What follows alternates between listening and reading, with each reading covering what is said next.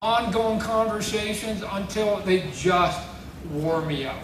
And so we quit, and like I said, Rob Liefeld and Eric Larson and I decided, hey, we're going to go do our own books. And then we went, why are we going to do it one at a time? Historically, everybody's been doing it one at a time. No. Let's gang up.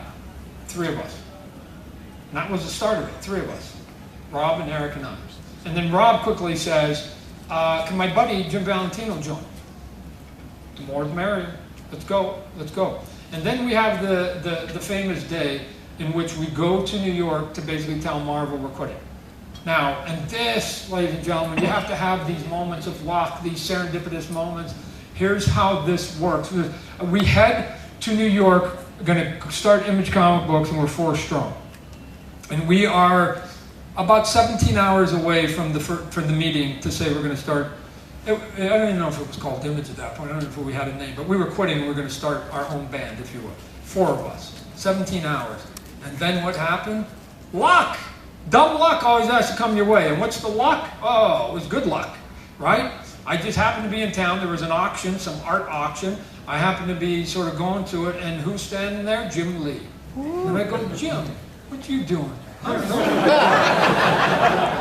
I don't know. Why are you in town, Todd? Oh, can I tell you? I'm a good salesman, right? And so I went, Jim, let me just sort of tell you what's happening. And I gave him the sales pitch. And look, I've said before out loud, the key to all of it was Jim Lee. And here's why. The rest of us, especially Rob and I, we were the nasty boys. We were the rebels. We were the guys that were like, oh, good riddance to those guys. They got a bad attitude, whatever. Jim Lee was the golden boy. He was the polite one. He was like, and I knew that if we could get Jim Lee and Jim Lee could go, then that would be the shot over the bow that they would go, man, anybody can go. If Jim Lee can go, and he's be thought one of the choir boys on our side, anybody could go. The nasty boys, we get why they're not coming. But Jim Lee, so Jim Lee says, within about 4 hours, he phones me back, he goes, I'm going to join you guys. Woo, 5. Oh, by the way, I got a buddy named Wolf Portaccio. Can he join? 6. And then I go, going to be a good day tomorrow. It's about 10:30. It's pretty late. We're heading back to the hotel. I walk in through the lobby, and this tall dude comes walking by, and his name's Mark Silvestri, and I went, whoa, Mark, hey, you got a few minutes? And I sit him down, and I give it to him again, and he sits there and goes, wow, that seems pretty exciting, that's pretty cool, so when am I going to make my decision? And it was about 11 o'clock by the time I was done. I go, our meeting's at 8 tomorrow morning. You got to decide whether you're walking away from the X-Men by 8 o'clock in the morning. 7:30, phone rings, I'm in. So 7, went there with 4, we're at 7, and it was super cool, and I'm going, oh my gosh, it's gonna be a good day. That meeting was attended by, we're supposed to be this guy named Terry Stewart, the head of Marvel. The editor-in-chief, Tom DeFalco, just happened to be passing by at that moment, he will say. But it was like, what are you talking about, Tom? You knew this meeting was coming. Come on in. Jim Lee went, Rob Liefeld went, I went, my wife Wanda was there, and she was holding our baby. And so we went in there to have a discussion. True to Rob Liefeld's personality, he left halfway through. Had to pick up his girlfriend.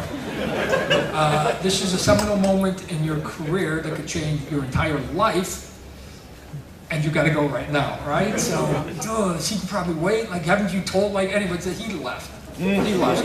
He was gone. Jim Lee and I sort of finished the conversation with my wife Wanda. We went again. We got. I remember I'd said it before. We got into the elevator. The door was closing, and Tom DeFalco. Sort of this cool movie moment where the camera's inside the elevator and you see the person on the other side, and it closed. And just as it was closing, he says, hey, if it doesn't work, you're welcome back.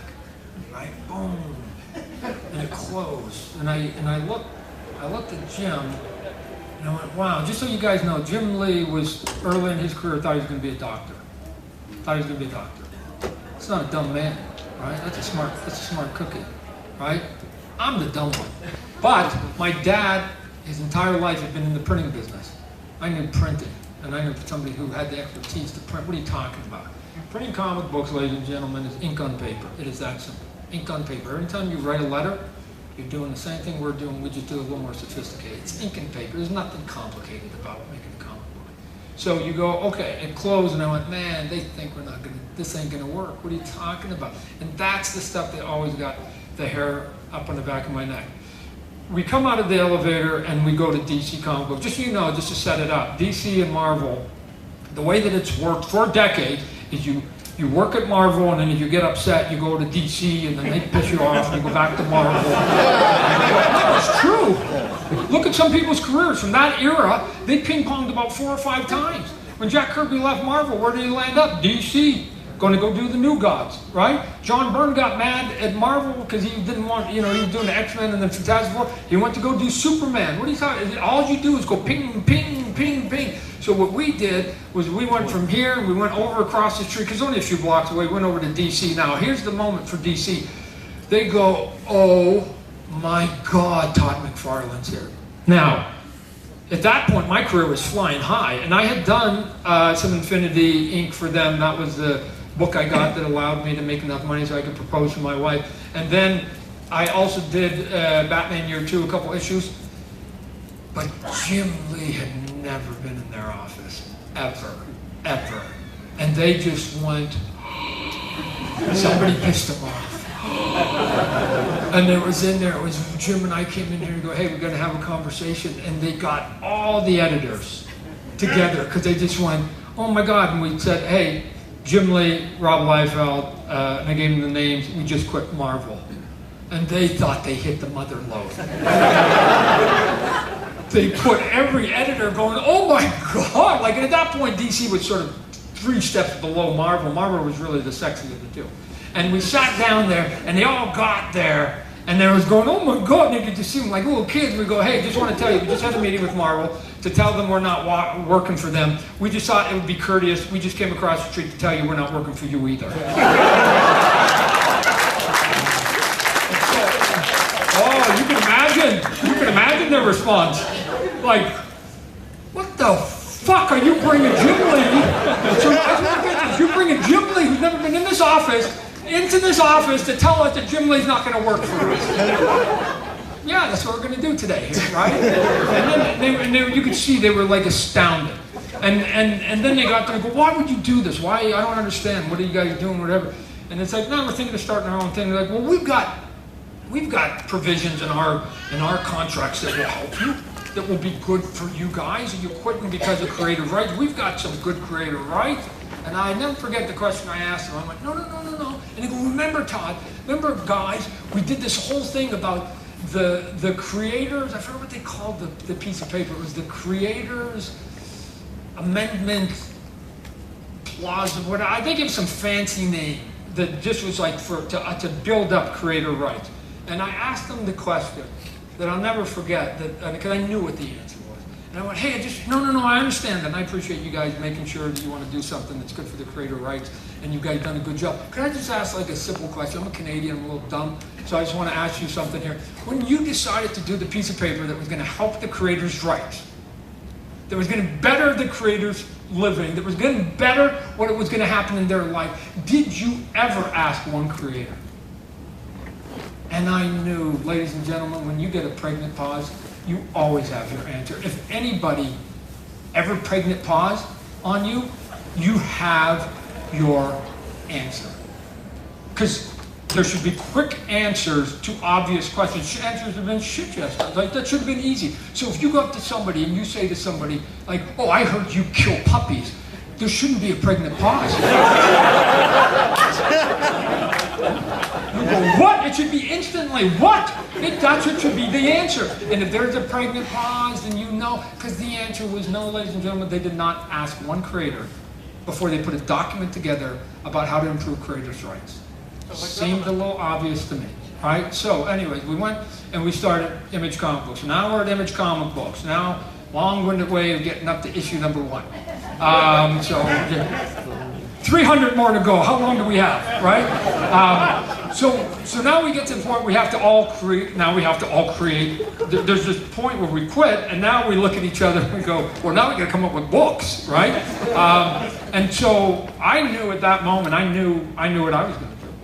I was going to reach in that portfolio, and I was going to pull out the character, and I created a handful, but I was going to pull out the character that I liked the most when I was a kid, and that was that character Spawn, that one you saw up there that I had started. I knew I was going to do Spawn. I was going to modernize them and put the chains and the spikes on them. Again, Ghost Rider was out at that time. He was pretty cool. I just thought he looked cool and hip with the leather and stuff, and I was going to come up with them.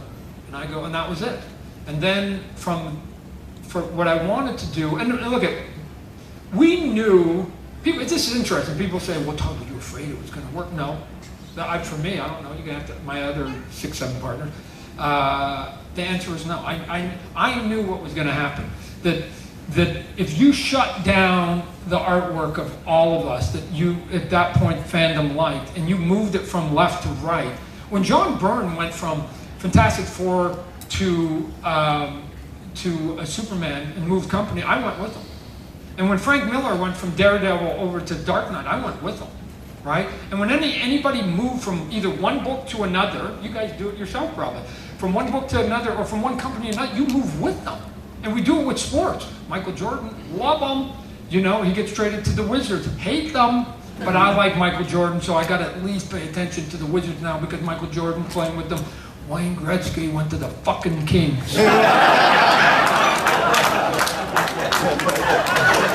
I have to watch the Kings. I got a satellite dish, I remember, to get the Kings game. One of the big 12-foot ones, I had to watch the Kings, right? Because I like Wayne Gretzky. He was cool. I followed him. I knew they were going to follow us. So, did I have any delusions that they bought Spawn and Wildcats and Youngbloods at the levels they did because they loved the character? Of course not. Of course not. They were buying us. And so they just went, hey, I hear Todd's doing this new book called Prawn or Spam, and it's over here, and we're going to buy it because I like Todd's Spidey look, and I hope he does a Spidey look and whatever he's doing. And then at that point, the book comes itself, and now my job is to start putting out a product with a character with some kind of story and art that will basically work on an ongoing basis. The goal for me, ladies and gentlemen, it was always the same. Could I create an idea that would outlive me in my life? That was it. I didn't want to create 100 characters.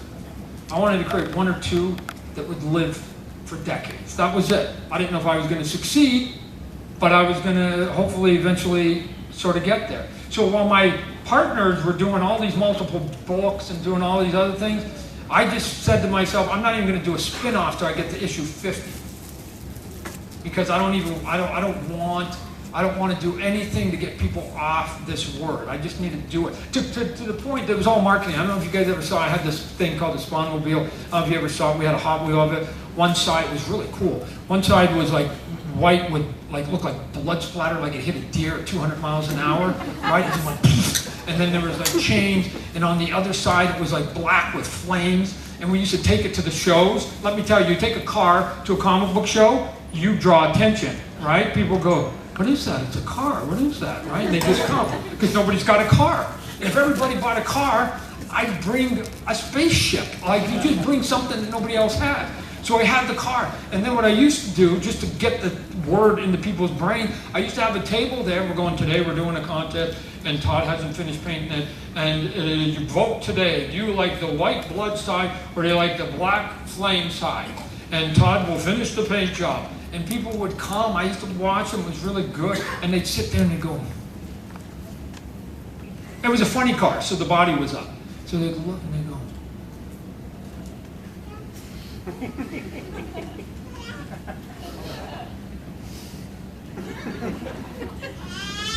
And then they'd go over and they'd vote. And at the end of the day, I would take that piece of paper that everybody voted on, I'd throw it in the fucking garbage.